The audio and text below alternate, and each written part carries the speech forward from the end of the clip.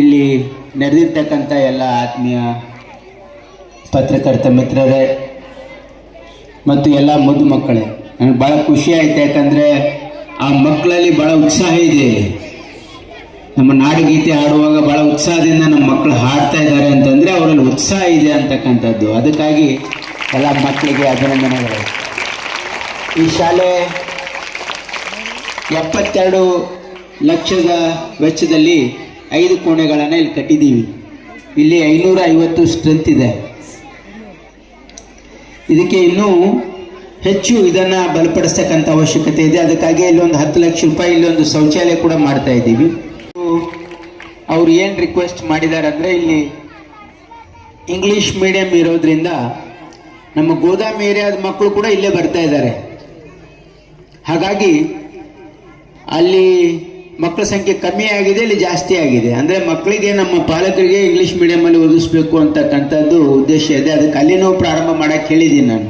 ಯಾಕಂದರೆ ಅಲ್ಲಿನೂ ಸುಮಾರು 10 ಕೋಣೆಗಳಿವೆ. ಅಲ್ಲಿನ ಮಕ್ಕಳು ಅಲ್ಲೇ ಓದ್ಬೋದು. ಅದಕ್ಕೆ ಅಲ್ಲಿ ನಾನು ಈಗಾಗಲೇ ಡೈರೆಕ್ಷನ್ ಕೊಟ್ಟಿದ್ದೀನಿ. ಏನಂದರೆ ಅಲ್ಲಿನೂ ಕೂಡ ಇಂಗ್ಲೀಷ್ ಮೀಡಿಯಂ ಪ್ರಾರಂಭ ಮಾಡಬೇಕು. ಮತ್ತು ಇಲ್ಲಿ ಹೈಸ್ಕೂಲಿಗೆ ಪ್ರಪೋಸಲ್ಲು ಕೂಡ ಕಳ್ಸೋಕ್ಕೆ ಕೇಳಿದ್ದೀನಿ. ಯಾಕಂದರೆ ಮುಂದೆ ಇಲ್ಲೇ ಮಕ್ಕಳು ಇದು ಸಂಪೂರ್ಣವಾಗಿ 9th 10th ಆದರೆ ಇಲ್ಲಿ ಅನುಕೂಲ ಆಗ್ತದೆ ಮಕ್ಕಳಿಗೆ ಅಂತಕ್ಕಂಥದ್ದಕ್ಕೆ ಈಗಾಗಲೇ ನಾನು ಅಧಿಕಾರಿಗಳಿಗೆ BOಗೆ ಸೂಚನೆಯನ್ನು ಕೊಟ್ಟಿದ್ದೀನಿ. ಇವತ್ತು ನಮ್ಮ ಸರ್ಕಾರ ಇವತ್ತು ವಿಶೇಷವಾಗಿ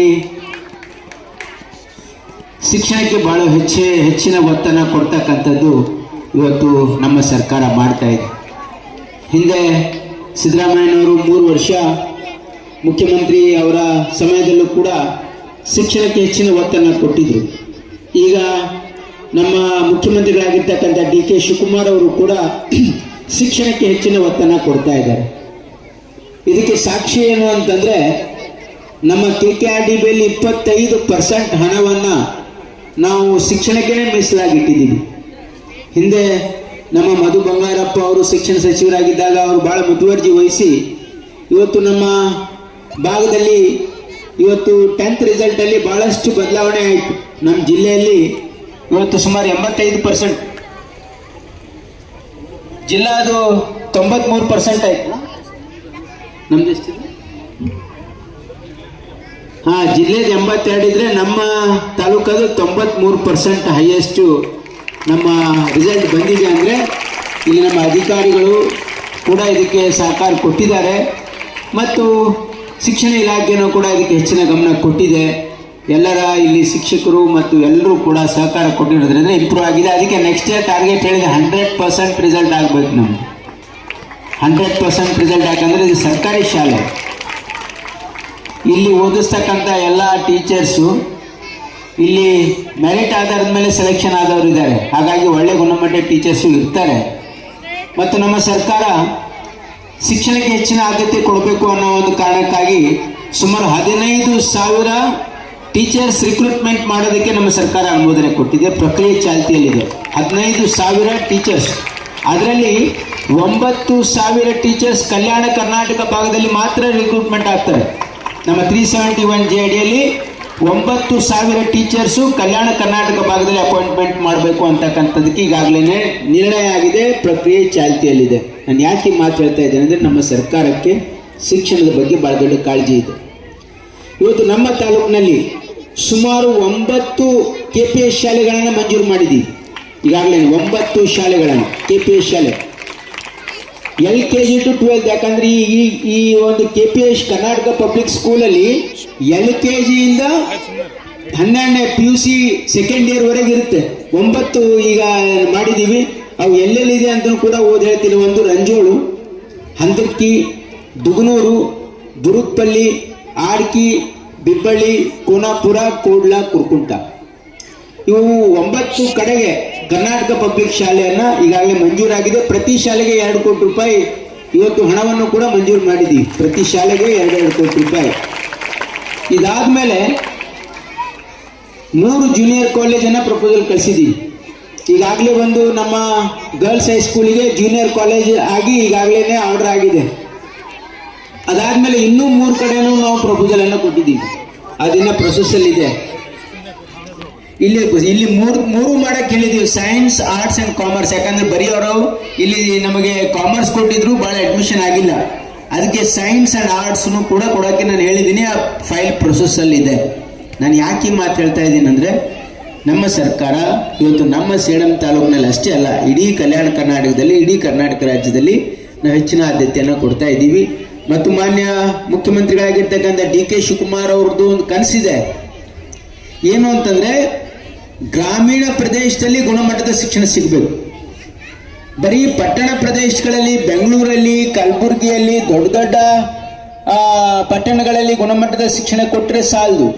ಹಳ್ಳಿ ಪ್ರದೇಶದಲ್ಲಿ ನಮಗೆ ಗುಣಮಟ್ಟದ ಶಿಕ್ಷಣ ಕೊಡಬೇಕು ಅನ್ನೋದಕ್ಕೆ ಒಂದು ಹೊಸ ಏನೋ ಕರ್ನಾಟಕ ಪಬ್ಲಿಕ್ ಸ್ಕೂಲ್ ಮಾದರಿ ಪ್ರಾರಂಭ ಮಾಡಿದ್ದೀವಲ್ಲ, ಪ್ರತಿ 3 ಗ್ರಾಮ ಪಂಚಾಯಿತಿ ಮಟ್ಟದಲ್ಲಿ ಒಂದೊಂದು CSR ಫಂಡಿಂದ ಒಂದೊಂದು ಶಾಲೆಯನ್ನು ಕಟ್ಟಬೇಕಂತ ಪ್ರಾರಂಭ ಮಾಡಿ. KPS ಮಾದರಿ ಶಾಲೆ ಪ್ರತಿ 3 ಗ್ರಾಮ ಪಂಚಾಯಿತಿಗೆ ಒಂದೊಂದು ಎಲ್ಲೆಲ್ಲಿ ಇಲ್ಲ ಅಲ್ಲಿ ಎಲ್ಲ ಕಡೆಗೆ ನಾವು KPS ಮಾದರಿ ಶಾಲೆ ಸುಮಾರು 8,000 ಕೋಟಿ, ಇಡೀ ರಾಜ್ಯಾದ್ಯಂತ 8,000 ಕೋಟಿ ಈ ಕಂಪನಿಗಳಿಂದ CSR ಫಂಡ್ ಅನ್ನ ಮೊದಲ ಆದ್ಯತೆ ಶಾಲೆಗೆ ಎಜುಕೇಶನ್ ಕೊಡಬೇಕು ಅನ್ನೋದು 8,000 ಕೋಟಿ ರೂಪಾಯಿ ವೆಚ್ಚದ ಒಂದು ಬೃಹತ್ವಾಗಿರ್ತಕ್ಕಂಥ ಒಂದು ಯೋಜನೆ.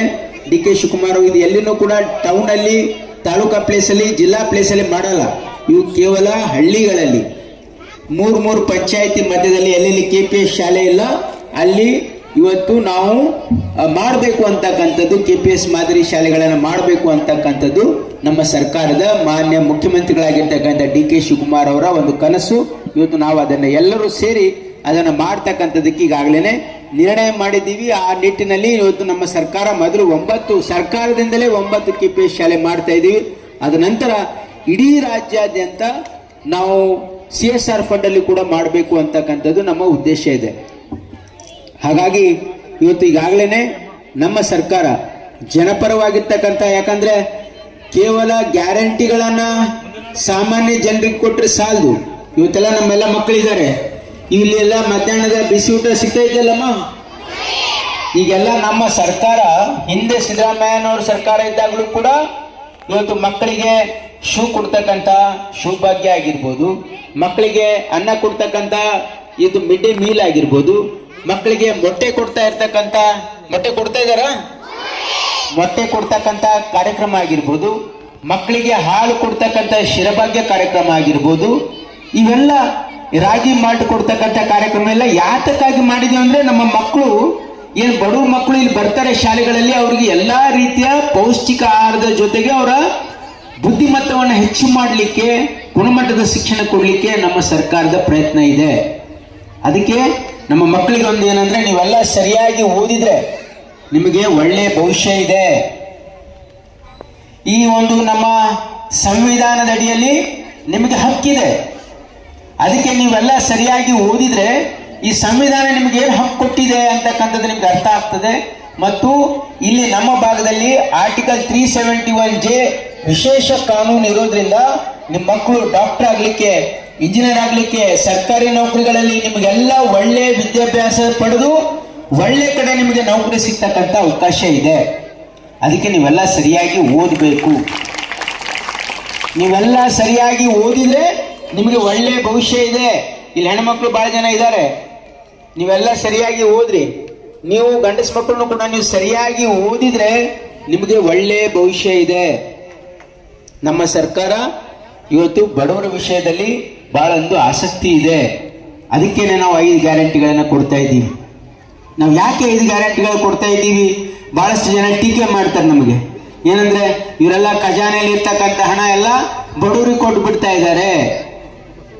ಹೌದು, ನಾವು ಹೇಳಿದೀವಿ ಬಹಳ ಘಂಟಾಘೋಷವಾಗಿ, ನಮ್ಮ ಸರ್ಕಾರ ಇರೋದೇ ಬಡವರ ಪರವಾಗಿರ್ತಕ್ಕಂಥ ಸರ್ಕಾರ ಇದು. ನಾವು ಬಡವರಿಗೆ ಯಾಕೆ ಸಹಾಯ ಮಾಡ್ತಾ ಇದೀವಿ ಅಂದ್ರೆ, ಅವರು ಕೂಡ ಈ ಒಂದು ವ್ಯವಸ್ಥೆಯಲ್ಲಿ ಸ್ವಾಭಿಮಾನದಿಂದ ಬದುಕಬೇಕು. ಬಡವ್ರ ಮಕ್ಕಳು ಕೂಡ ಒಳ್ಳೆ ರೀತಿಯಿಂದ ವಿದ್ಯಾಭ್ಯಾಸ ಪಡಿಬೇಕು. ಬಡವ್ರ ಮಕ್ಕಳು ಕೂಡ ತಮ್ಮ ಕಾಲಿನ ಮೇಲೆ ತಾವು ನಿಲ್ಲಬೇಕು. ಅವರು ಕೂಡ ಓದಿ ಡಾಕ್ಟರ್, ಇಂಜಿನಿಯರ್ ಆಗಬೇಕು. ಅವರು ಕೂಡ ಓದಿ ಸರ್ಕಾರಿ ನೌಕರಿಗಳು ತೆಗೆದುಕೊಳ್ಬೇಕು. ಅವರು ಕೂಡ ಈ ಸಮಾಜದಲ್ಲಿ ಸ್ವಾಭಿಮಾನದ ಬದುಕಬೇಕು. ಈ ಸಮಾಜದಲ್ಲಿ ಕೇವಲ ಶ್ರೀಮಂತರಿಗಲ್ಲ, ಬಡವರು ಪರವಾಗಿದೆ ನಮ್ಮ ಸರ್ಕಾರ ಅಂತಕ್ಕಂಥದ್ದಕ್ಕೆ ನಾವು ಗ್ಯಾರಂಟಿಗಳ ಜೊತೆ ಇವೆಲ್ಲ ಅಭಿವೃದ್ಧಿ ಕೆಲಸನೂ ಕೂಡ ಮಾಡ್ತಾ ಇದ್ದೀವಿ. ಮತ್ತು ವಿಶೇಷವಾಗಿ ಈ ವರ್ಷ ನಮಗೆ ನೋಡಿ, ಈ ವರ್ಷ ಬರಗಾಲ ಬರ್ತಕ್ಕಂಥ ಒಂದು ಅಂದಾಜಿದೆ. ಮಳೆ ಬಂದಿಲ್ಲ, ರೈತರು ಭಾಳ ಸಂಕಷ್ಟದಲ್ಲಿದ್ದಾರೆ. ಹಾಗಾಗಿ ನಾನು ಈಗಾಗಲೇ ಅಧಿಕಾರಿಗಳಿಗೆ ತಿಳಿಸಿದ್ದೀನಿ, ಯಾವ ಗ್ರಾಮಗಳಲ್ಲಿ ಕುಡಿಯೋ ನೀರಿನ ಸಮಸ್ಯೆ ಇದೆ ಅದನ್ನು ತಕ್ಷಣವಾಗಿ ನೀವು ಅಟೆಂಡ್ ಮಾಡಬೇಕು. ಜೊತೆಗೆ ಉದ್ಯೋಗ ಖಾತ್ರಿ ಏನು ನಮ್ಮ ಗ್ರಾಮೀಣ ಪ್ರದೇಶದಲ್ಲಿ ಜನರಿಗೆ ಕೆಲಸ ಕೊಡಬೇಕು, ಅದನ್ನು ಕೂಡ ಶೀಘ್ರದಲ್ಲಿ ಪ್ರಾರಂಭ ಮಾಡಬೇಕು. ಮತ್ತು ಒಂದು ಹೊಸ ಪ್ರಾರಂಭ ಮಾಡಬೇಕು ಅಂತಕ್ಕಂಥದ್ದು ನಾನು ಇದು ಮಾಡಿದ್ದೀನಿ. ಅಂದರೆ ಎಲ್ಲ ಹೊಲಕ್ಕೆ ಹೋಗ್ತಕ್ಕಂಥ ರಸ್ತೆಗಳು ಅಭಿವೃದ್ಧಿ ಮಾಡಬೇಕು ಅಂತ ನಮ್ಮ ರೈತರದ್ದೇನು ಬೇಡಿಕೆ ಇದೆ ಅದನ್ನು ಮಾಡಿಸ್ತಕ್ಕಂಥ ಪ್ರಯತ್ನ ನಾನು ಮಾಡ್ತಾ ಇದ್ದೀನಿ. ಎಲ್ಲ ಹೊಲಗಳಿಗೆ, ರೈತರಿಗೆ ಹೋಗ್ತಕ್ಕಂಥ ಹೊಲಗಳಿಗೆ ನಾವು ಅದನ್ನು ರಸ್ತೆ ಮಾಡೋದಕ್ಕೆ ಈಗ ಮಳೆ ಬಂದಿಲ್ಲ ಸಮಯಕ್ಕೆ ಅಂದರೆ ಅಲ್ಲಿ ಮಾಡ್ಲಿಕ್ಕೆ ಅವಕಾಶ ಇದೆ, ಅದನ್ನು ಮಾಡಿಸ್ತಕ್ಕಂಥದ್ದನ್ನು ಕೂಡ ಆದ್ಯತೆಯನ್ನು ಕೊಡ್ತಾ ಇದ್ದೀವಿ.